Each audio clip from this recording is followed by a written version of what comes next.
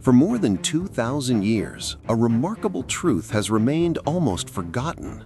An emperor from ancient Iran once allowed the Jewish people to return to their homeland.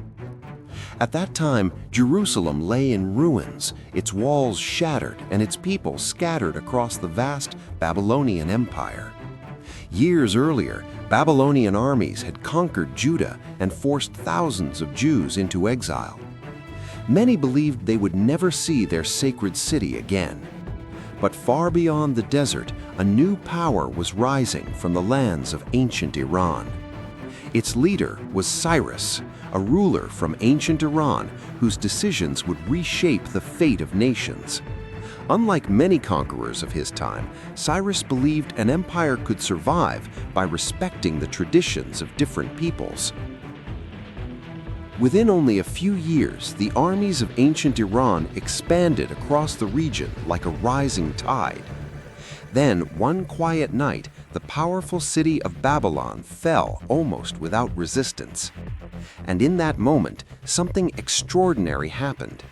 The ruler of ancient Iran made a decision no conqueror before him had made. He declared that exiled peoples across the empire could return to their ancestral lands. Among those peoples were the Jews who had lived in exile for decades. For the first time in generations, the road to Jerusalem was open again. Families gathered their belongings and began the long journey home. What once seemed impossible was suddenly becoming real.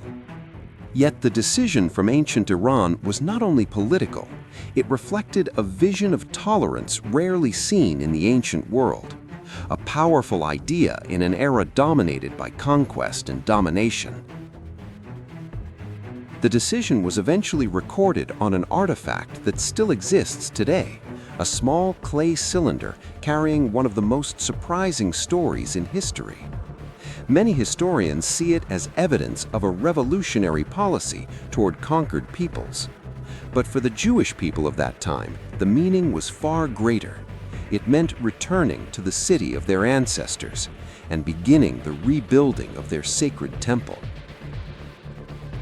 A new chapter of history had begun, and it all began with the decision of a ruler from ancient Iran.